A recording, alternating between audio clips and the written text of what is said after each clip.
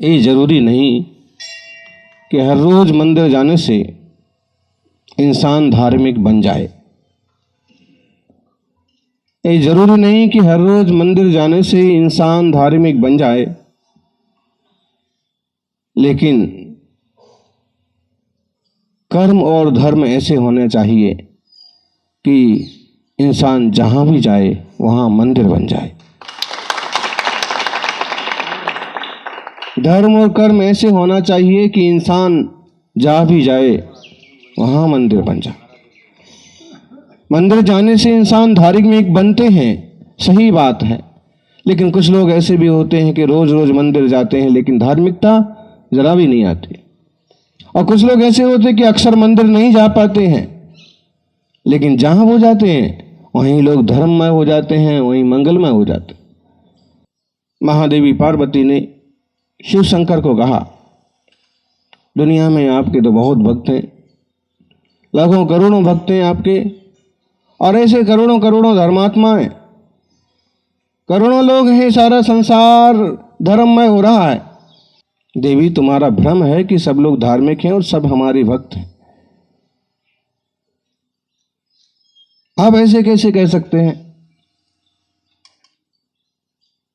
आंखों से दिखता है कि लोग मंदिर जा रहे हैं, ओम नमः शिवाय का जाप कर रहे हैं, महामृत्युंजय का जाप कर रहे हैं, और कितने लोग हैं कि गंगा जल चढ़ाते हैं, लाखों लोग हैं, करोड़ों लोग हैं।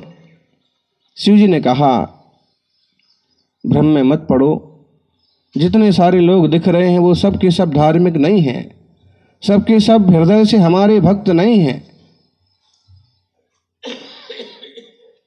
नहीं, हमें आपकी बातों पर भरोसा नहीं बैठता है। इतने लोग भक्ति कर रहे हैं तो भक्त हैं तभी तो कर रहे हैं। उन्होंने कहा, अगर भरोसा नहीं है तो क्या कैसे बताया जाए? आप तो प्रभु हैं, आप कुछ भी प्रैक्टिकल करके बताइए कि लोग कितने धार्मिक हैं कि कितने धार्मिक नहीं हैं। मेरी नजर में तो सब धार्मिक है। ठीक है, नदी और शिव मंदिर के बीच में अपन एक दिन बैठते हैं। गंगा नदी और शिवालय के बीच में किसी पेड़ की छाया में एक रूप बदल करके अपन बैठे और मालूम पड़ेगा कि कितने लोग धार्मिक हैं। बस तुम्हें इतना सा काम करना है कि मैं एक बहुत बूढ़ा आदमी बन जाऊंगा, बीमार आदमी बन जाऊंगा, और तुम्हें सिर्फ लोगों से यही कहना है कि जरा सा शिवालय का दर्शन करा दो, कि प्यास लगी है जल पिला दो।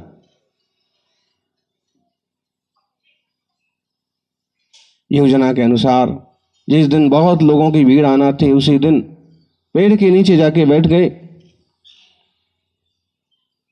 रूप बदला हुआ था और लोग नहीं पहचान पाए। और अक्सर कर लोगों के साथ यही होता है कि रूप बदला होता है और वो नहीं पहचान पाते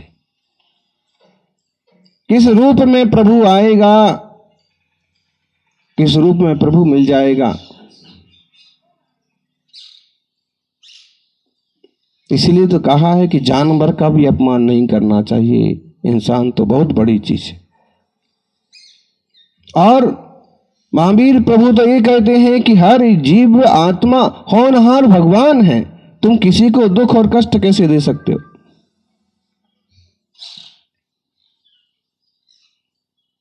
कितने लोग निकलते हैं। पार्वती ने भी अपना एक रूप बना रखा है जो सामान्य सा है, वो देवी के रूप में बस पहचान में नहीं आती है, बाकी बहुत सुंदर महिला है, युवती है, और आग्रह करती है कि भाई हमारे पतिदेव हैं, बहुत कमजोर हैं, अस्वस्थ हैं, आप नदी से जल लाए हैं, प्लीज कृपया करके थोड़ा सा जल पीने को दीजिए, बहुत प्यास लगी। दर्शन करने की बहुत भावना है, मंदिर में ले जाके दर्शन करा दीजिए। मैं जैसे तैसे करके यहां तक तो लेके आ गई, लेकिन अब मैं भी थक गई हूं। और कितने लोग निकलते, मुंह बिचका करके चले जाते, आंखें बना करके चले जाते, और कुछ दुष्ट तो यहां तक निकलते, कहाँ इस बूढ़े के चक्कर में पड़ी हो, हमारे साथ चल। शिव जी ने पहले ही बता दिया था, देख अपमान सहन करना पड़ेगा, मालूम तो पड़ जाएगा कि भक्त कितने हैं और कम भक्त कितने हैं, लेकिन अपमान भी हो सकता है। बुरा तो लगता कि देखो इनको कितना बूढ़ा और ऐसा कह रहे हैं और मेरे को कैसे अपशब्द कह रहे हैं। भारतीय संस्कृति में स्त्री को बहुत गौरवपूर्ण सम्मान दिया गया है, सम्मान की दृष्टि से देखा गया है। यत्र नार्यस्तु पूज्यन्ते रमन्ते तत्र देवता, जहाँ नारी की अस्मिता का सम्मान किया जाता है, इज्जत की जाती है। इसलिए तो किसी रूप में कन्या पूजन होता है, कभी किसी रूप में महिलाएं और कोई व्रत करती हैं, कभी, और इस तरह से संस्कृति में स्त्री के सम्मान की सुरक्षा व्यवस्था। लेकिन वर्तमान युग में देखिए आप कैसे खोटी बुद्धि वाले लोग होते हैं, कुछ नहीं गिनते हैं, कोई रिश्ता व्यवहार नहीं गिनते, कोई उम्र नहीं गिनते और खट कर्म करते।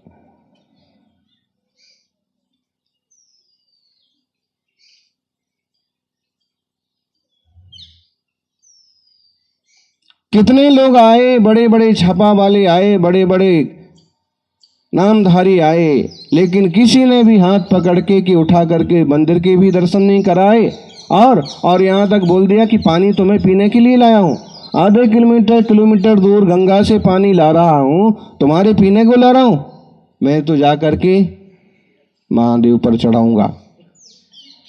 और महादेव प्यासे बैठे।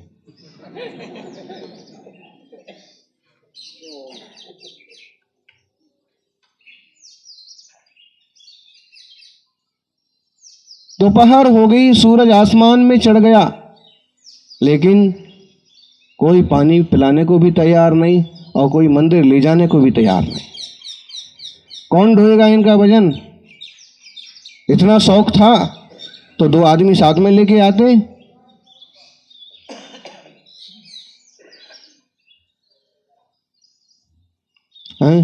और तो इतनी सुंदर यहां बैठी है, इस बूढ़े के पास तुम्हारा क्या काम? यानी शब्द बड़े चुभते हैं। हमें लगता है कि हमने इस गरीब को ऐसा बोल दिया है, क्या फर्क पड़ता है, लेकिन उसकी भी आत्मा है, उसका भी दिल है, उसको एक एक शब्द ऐसा चुभता है नस्तर की तरह, बस उससे कुछ बोलते नहीं बनता। कोई गरीब है, कोई बहू है, कोई बिटिया है, कोई घर में कोई सदस्य है, और कभी हम ऐसे चुभाते हैं, बिल्कुल ठीक नहीं। क्यों? कमज़ोर है तो भले कुछ नहीं बोल पाता है, जवाब नहीं देता है, लेकिन उसको भी ये आत्महत्या कर लेते हैं कई बार कमज़ोर लोग, बहुएं, गरीब आदमी। कारण क्या होता है? ऊपर की देह की मार तो कम होती है, लेकिन उसको बार बार जो टॉर्चर किया जाता है ना, खोटे शब्द बोले जाते हैं। इसलिए जीभ जबान संभाल के रखना चाहिए। जिसने जबान संभाल ली, जिसने जीभ संभाल ली, उसने जीवन संभाल लिया। और जीभ नहीं संभाली तो जीवन नहीं संभाल सकता। जीभ, शरीर में 5 इंद्रियां हैं, आंख, कान, नाक, जीभ, शरीर, स्पर्शन इंद्रिय। सबका एक एक ही काम है कि आप टच करो तो छूना मालूम पड़ेगा, आप सूंघो तो सुगंध दुर्गंध मालूम पड़ेगी, आप सुनो तो शब्द मालूम पड़ेंगे, आप देखो तो रूप मालूम पड़ेंगे। लेकिन जीभ के 2 काम हैं, चखना और बकना, खाना और चिल्लाना। इसको संभाल के रखना बहुत जरूरी है।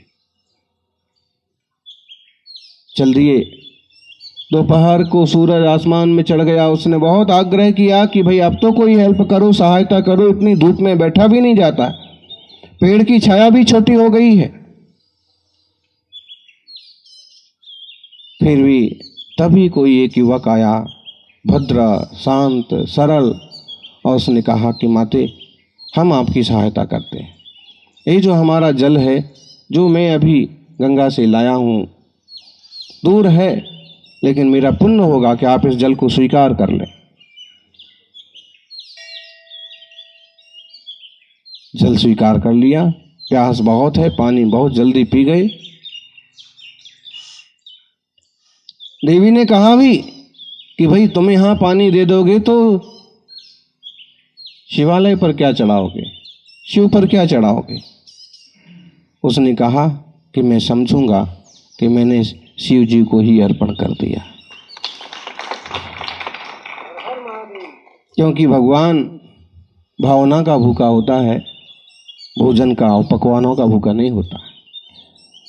अगर पकवान का भूखा होता तो श्री कृष्ण दुर्योधन का निमंत्रण क्यों न स्वीकार कर लेते, जबकि विदुर के यहाँ जहाँ खाने के लिए घास फूस पत्ते और साग सब्जियां ही थी, उनका निमंत्रण स्वीकार किया। मतलब महापुरुष होते हैं, प्रभु आत्मा होते हैं, बहुत दूर तक का सोच के चलते हैं। पानी पिलाया और अपने कंधों पर रखा और शिवालय तक लेके गए, और शिवालय तक लेके गए और वहाँ उनने अपना असली रूप प्रकट कर दिया। देख के दंग रह गया। उन्हें आशीर्वाद दिया, बेटा इतनी बड़ी दुनिया में और इतने सारे भक्तों में एक तू धर्मात्मा है जो धर्म को समझता है। देवी को कहा कि समझ में आया कितने धर्मात्मा हैं, और हम इससे एक बात सीख सकते हैं कि हम जितने सारे लोग हैं, हम सब भी उस युवक की तरह बन सकते हैं कि पहले दया, पहले सेवा और फिर पूजा।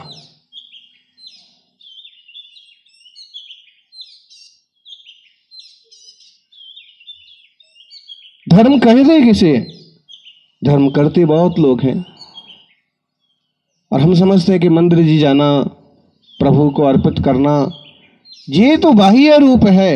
वास्तव में अंतरंग शांति का नाम धर्म है, भीतरी निर्मलता का नाम धर्म है, दया और परोपकार और अहिंसा सदाचार की भावना बढ़ने का नाम धर्म है।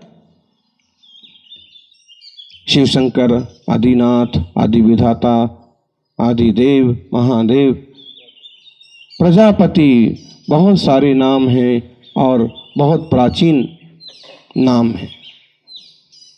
कैलाशपति कैलाश से मोक्ष पधारे। अर्धम ते नारियो यस्मादर्ध नारीश्वतोस्ता, अर्ध नारीश्वर जिन्होंने कर्म शत्रुओं को नष्ट किया है।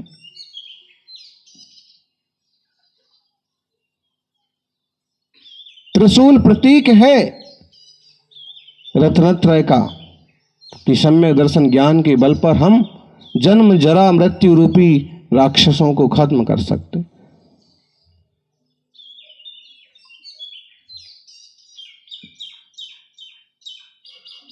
दुनिया को अमृत बांट के और खुद जहर पी जाने वाला शिव शंकर होता है। दुनिया को अच्छा अच्छा दे करके भी खुद कम से कम में काम चला ले, खुद असुविधा में भी रह ले, वो व्यक्ति महान होता है। अपने शौक और अपनी सुविधा के लिए तो कौन कौन क्या क्या नहीं करता है, लेकिन जो औरों की भी सोचता है वो भाग्यवान होता है। आजकल हम देखेंगे बहुत लोगों को लालच लगा है अमीर हो जाने का। कोई भी पद प्रतिष्ठा पाई है, कैसे भी हम अमीर होंगे, सरपंच बनेंगे, सड़क के नाम पर पैसा लाएंगे और खाई जाएंगे, प्रतिनिधि बनेंगे, जनप्रतिनिधि बनेंगे और ऐसा करेंगे। गलत चीज है। और कई बार तो शासकीय अधिकारी भी दवाइयां आई हैं कचरे के ढेर में डाल देंगे, मुफ्त की बांटने वाली दवाइयां आई हैं, यूं सड़ती रहेंगी, या तो बेचेंगे या ऐसे ही राशन का गेहूं आया है, सामान आया है, भाई ये क्या कर रहे हो। फिर इस प्रकार से लेकर के उसी में उल्टा सुल्टा कमा के फिर हम दान करेंगे। ऐसा दान क्या मतलब, जिनको जरूरत थी, जरूरतमंद जीवात्मा, भगवान आत्मा, उनको ही देते ना सीधा। कई बार एक बात हमारी बुरी लग जाती है लोगों को कि मंदिर जी में जो बैठे हैं वो भगवान हैं, वो परिपूर्ण हैं, उन्हें तुम्हारी चंदे चिट्ठी की कोई जरूरत नहीं है, तुम्हारे फूल पुष्प पकवान की कोई जरूरत नहीं है, जो मंदिर में बैठे हैं वो तो परिपूर्ण है, इतने संपत्तिशाली हैं, अनंत गुणों की लक्ष्मी उन्हें प्रकट हुई है। और हम जो कुछ करते हैं वो अपनी संतुष्टि के लिए करते हैं, उनको जरूरत नहीं है, हैं? कई बार ऐसे लगता होगा महाराज जी को जरूरत है, हम सेवा करेंगे तो ही इनका पूरा पड़ेगा, लेकिन नहीं, ये आप जो सेवा करेंगे, भक्ति करेंगे, लाभ लेंगे, वो आपके लिए है। इनका तप होगा, इनका पुण्य होगा तो देवता भी आकर के सेवा करेंगे, उसकी ज्यादा उस तरफ। ऐसे ही मंदिर में बैठे भगवान की थोड़ी कम पूजा पत्रा हो जाएगी, वो चल जाएगा, लेकिन धरती पर चलते फिरते भगवानों की पूजा, उनका ध्यान और सहयोग जो करता है वो सच में धर्मात्मा है। हरियाणा में हरित क्रांति बहुत जबरदस्त हुई थी और आज स्थिति यह है कि कई सारे खेत वीरान पड़े हैं, बंजर हो गए।